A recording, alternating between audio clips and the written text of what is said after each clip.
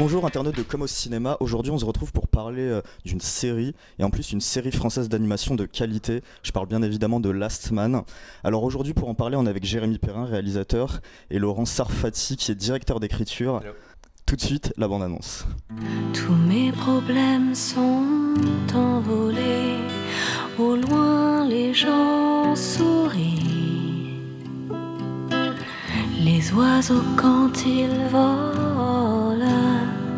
emportent mon passé.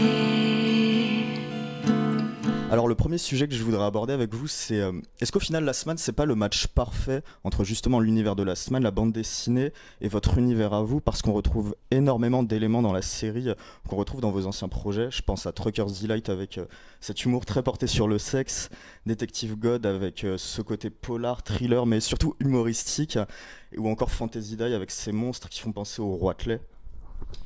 Ouais, bah bien sûr. Moi, je pense que c'est tout simplement parce qu'on a eu l'opportunité de faire, de se réapproprier l'univers de la bande dessinée. C'était un souhait des auteurs de Bastien Vives, de Balak et Michael Sanlaville.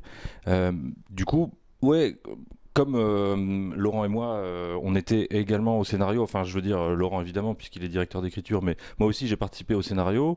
Bon, on était quand même une équipe de 7 scénaristes, mais on a effectivement assez naturellement, je pense, poussé vers quelque chose qui nous ressemble un peu nécessairement. Ouais. Quand on s'est rencontré avec les auteurs de Last Man, on a compris qu'on allait bien se mélanger. Et toute l'écriture de l'Arche, c'est-à-dire de l'histoire qui allait tendre toute cette première saison, on l'a écrite avec les auteurs de la BD.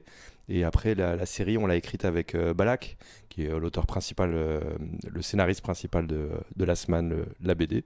Donc c'est absolument normal qu'il y ait nos influences et les leurs. Tout ça, c'est très très bien mélangé.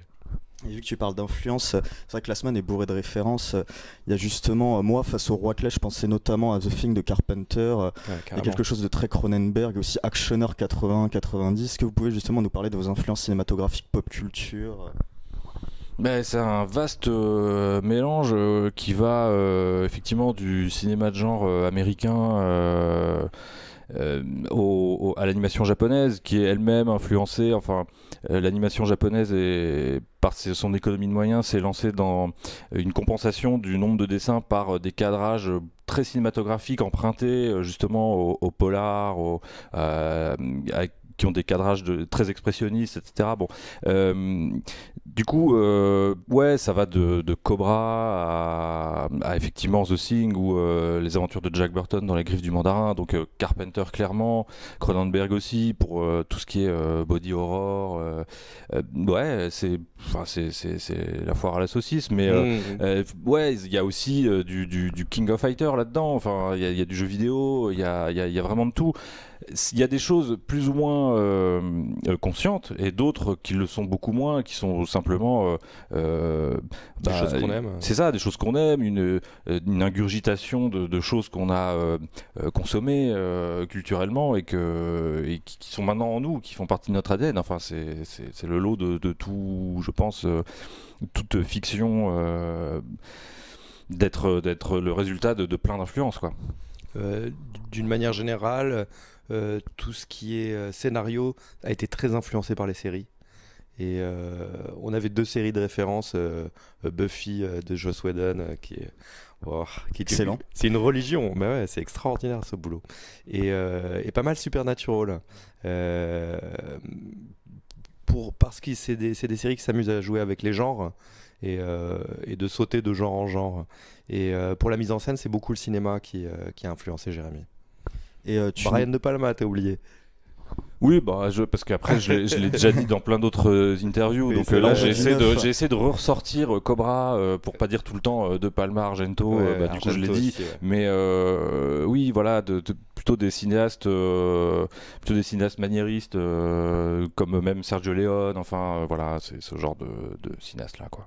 Et tu nous parles justement de séries de Buffy contre les vampires, de Supernatural, qui sont des séries avec des formats longs. Quand est-ce que ça s'est imposé pendant l'écriture, ce format très court de petits épisodes, 26 épisodes? Est-ce que c'était une évidence pour vous ou vous n'y avez pas forcément pensé au début?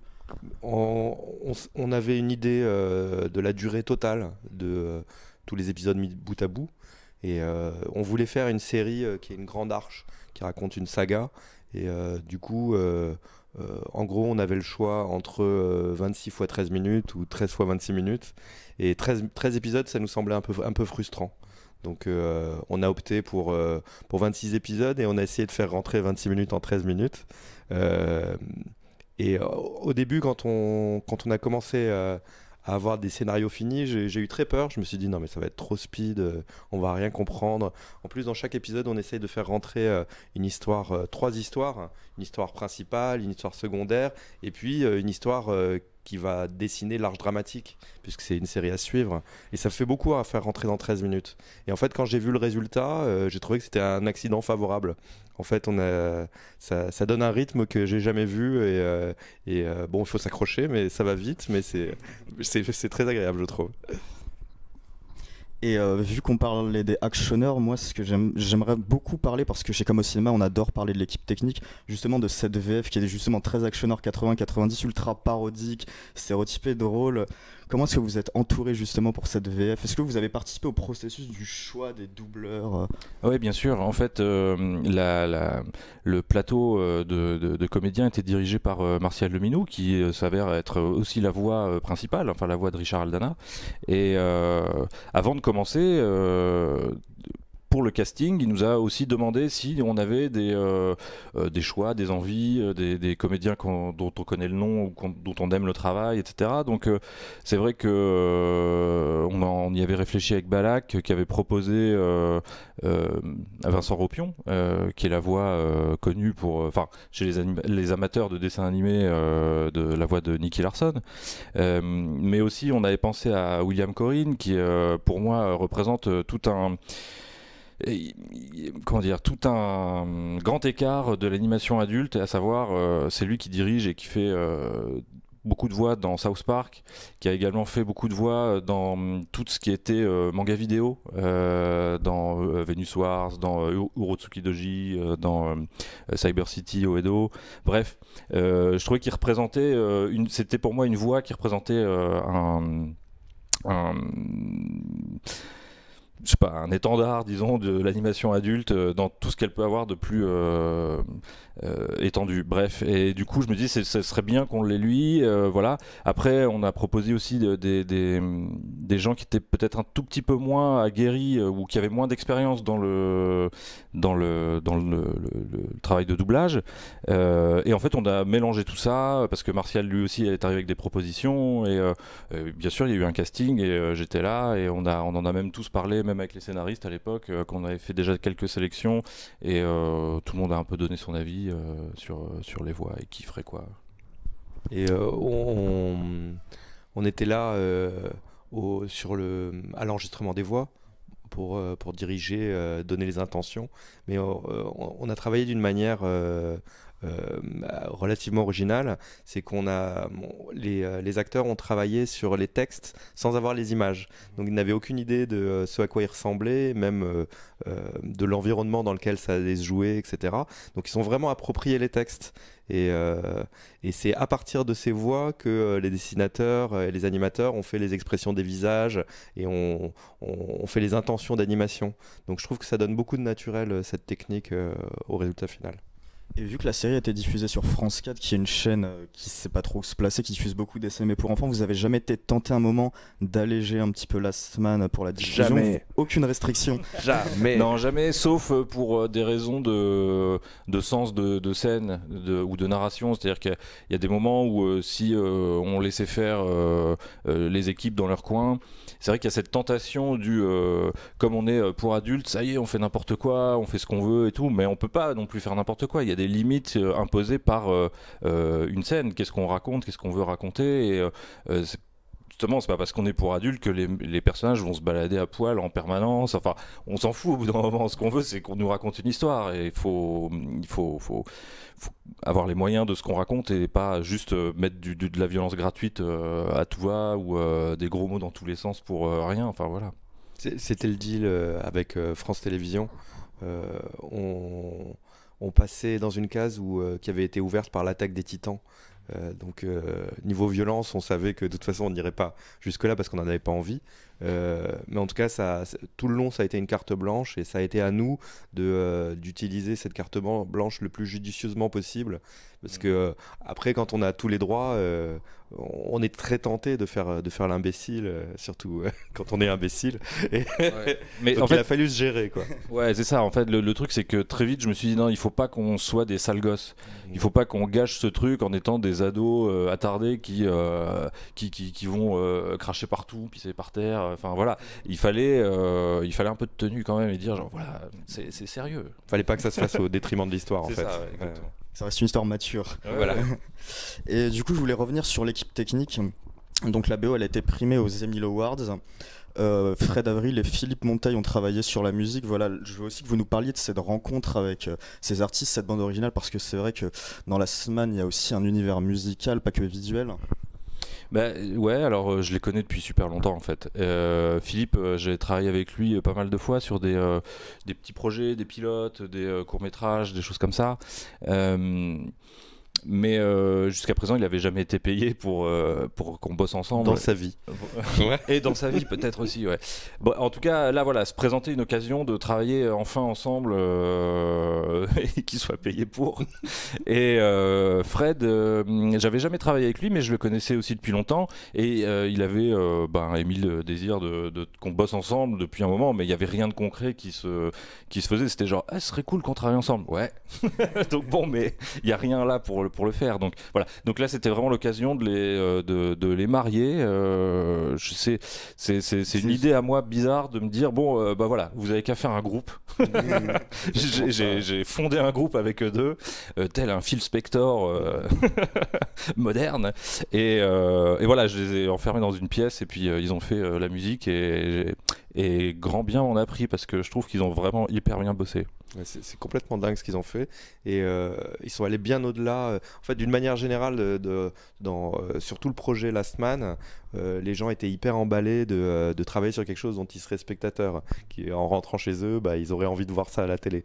Et du coup, ils ont fait beaucoup plus que ce qu'on leur demandait. Au départ, on pensait qu'on était tombé d'accord pour qu'ils nous fassent une musique de trouille, une musique de suspense, une musique d'amour, etc. Et des ambiances.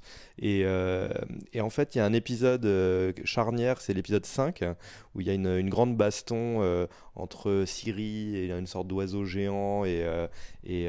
Scène géniale. Merci, j'en suis hyper fier. C'est lui qui a fait le boulot. Et en tout cas, quand on a donné cette scène aux musiciens, ils se sont dit, ok, il faut faire... je crois que c'est Jérémy d'ailleurs qui leur a suggéré ça. Il faut faire un truc spécial pour cette scène. Ah oui, complètement, ouais. Et en fait, à partir de là, on s'est mis... donc ils ont vraiment joué avec l'animatique, enfin, avec l'animation à l'écran. Et à partir de ce moment-là, ils se sont dit, ok, on va travailler comme ça. Donc ils ont énormément travaillé avec l'image directement devant eux et en rejouant tous les thèmes à chaque fois. Aussi dans la semaine, il y a toute une équipe de dessinateurs pour les décors. Il y a le studio de Chak. Dans l'équipe créative, on a Cory, on a Gobi, Bill, etc. Que perso, je connaissais quand je lisais de show il y a 10 ans. Ouais, voilà. Clairement. Comment s'est passé le travail avec des dessinateurs? Comment est-ce qu'on gère toute une équipe comme ça avec plein de styles différents pour créer une seule entité, Last Man? Il faut beaucoup de charisme, s'imposer. Non, mais en fait, non, il n'y a pas de difficulté parce que la réalité, c'est que toute l'équipe a été, très impliquée. Et en fait, quand on travaille dans l'animation, on sait bien qu'on est. On travaille, enfin c'est un travail d'équipe, donc ça sert à rien et c'est contre-productif que chacun arrive avec son ego et l'impose, etc. En plus, il y a un genre de respect des auteurs et qui est réalisateur et qui décide, tout simplement. Voilà, donc moi, j'ai pas eu l'impression que c'était très compliqué. J'avais juste à leur dire, ouais, c'est pas trop dans le ton quand tu dessines le personnage comme ça. Moi, je fais pas des grosses mains énormes comme ça. Je les fais plutôt, voilà. Par exemple, justement, avec Gobi, qui a pris le relais des designs personnages quand je pouvais plus en faire, donc très vite au début. Il avait tendance à faire des personnages très exagérés, des personnages musclés, très exagérés. Bon, très bien, mais encore plus exagérés tel qu'on peut le voir dans la série, c'est-à-dire vraiment avec des gros pieds, des grosses mains, des têtes minuscules et des trapèzes géants. Et moi, je voyais vers quoi il allait, c'est-à-dire et j'ai trouvé la manière de lui dire de changer de style et pour se rapprocher plus du mien en disant tu vois, toi tu fais trop du Capcom alors que moi c'est plus du SNK. Et il a fait genre ah d'accord. Et les gamers comprendront. Ouais, ben voilà. Mais enfin c'est ce truc entre il était un peu plus cartoon on va dire et alors que moi je voulais quelque chose d'un peu plus effilé, plus voilà. Plus SNK quoi. Quand on travaille sur un même projet, il faut la règle numéro 1, c'est de mettre son ego dans la poche. Et donc on n'existe plus. Tout ce qu'on fait, c'est au service du projet. Puis aussi, toi aussi, tu avais une grande équipe pour l'écriture que tu as dû gérer. C'est exactement la même règle. Et d'ailleurs, au final, c'est impossible de savoir qui a écrit quel épisode. D'ailleurs, nous-mêmes, on se trompe quand on revoit. Tu te trompes. Ouais, moi, je me trompe tout le temps. Et parce que voilà, c'est plus Jérémy, c'est plus moi, c'est plus aucun des auteurs. C'est notre mélange à nous tous. Et Wildside nous a concocté un magnifique coffret. Ils ont vraiment joué le jeu à fond. J'aimerais bien avec vous, pour terminer ce canap, qu'on présente un petit peu ce coffret, si vous voulez bien. Je sais que vous avez fait un unboxing numéro 2. Voilà, c'est ça. Et là, c'est déjà ouvert, par contre. Donc, il y a un gobelet avec de l'eau dedans. Et c'est ça a été le plus compliqué, hyper cher. Oui, parce que c'est... ça se renverse très étanche. Donc, par contre, ils ont mis un champ de force. Alors, écoutez, d'abord, il y a la série, tout simplement. Alors, elle est quoi? Dans le coffret, elle est et en DVD et en Blu-ray. Donc pas de jaloux. Qu'est-ce qu'on a encore après de fou? On a une... Bon, ça c'est fou, c'est pas super fou, mais c'est une carte postale qui a du sens, voilà, qui est tirée de la série. Il y a plusieurs objets comme ça dans le coffret qui sont comme si on avait plongé la main dans la télé et qu'on avait sorti des objets dans le monde réel. Donc il y a cette photo, qui est une photo qui existe dans la série. Il y a ce 45 tours de Tommy Katana. Tommy Katana, c'est un personnage donc évidemment de la série, mais là on fait tout comme si c'était elle qui avait sorti un disque et qu'elle existait vraiment. Ouais, on a même le poster du concert, voilà, donc là qu'on va pas déplier. Voilà, alors c'est des posters double face en plus, il y a des images de tous les côtés. Il y a, en plus de ce 45 tours inédit, faut le préciser, il y a un code pour télécharger toute la BO en digital. Il y a un... Alors je vais avoir du mal à l'ouvrir avec le micro en même temps, mais voilà, il y a un artbook, alors tu vois, si on y arrive... Vas-y, à 3, on va y arriver. Il y a un artbook, voilà. Artbook avec, alors je sais pas quelle page on voit, voilà, il y a des décors apparemment, oui c'est ça. Il est très fourni. On explique toute la fabrication du dessin animé. Voilà, il y a des storyboards, il y a des layouts, il y a des character design, enfin bref. Je tente bien les pages. Et il est super. Et qu'est-ce qu'on a d'autre? Le flipbook. Ah, le flipbook, oui. Si on alors, le trouve, dans le même principe que la photo et le 45 tours. C'est pas dur à flipper avec 3 mains là. Ouais, bon alors je vais... De toute façon, on est trop loin, je pense, pour qu'on voit quoi que ce soit. Je vais tenter un truc. Et c'est un objet aussi. Je sais pas ce que je fais. Je pense que je me vois pas moi-même. Ça a l'air de marcher. C'est aussi donc un objet qui est dans la série, un objet qui a son importance, qui quand on le voit tel quel, on se dit mais qu'est-ce que c'est que ce pingouin? Qu'est-ce qu'il fait au milieu de ces histoires de mec baraque? Bon bref, mais il a son importance. C'est le héros de l'histoire. Ouais. Le vrai héros. Et c'est un traître. Présentation magnifique par Jérémy Perrin, c'est je pense le cadeau idéal au pied du sapin, on peut le dire. Oui, on peut Noël le dire. arrive. Tout à fait. Donc merci beaucoup Jérémy et Laurent d'être venus parmi nous chez Comme au cinéma pour nous présenter Last Man, une très bonne série d'animation française que la rédaction vous conseille. Donc merci beaucoup et à la prochaine. Merci. Merci. Ноги соедините.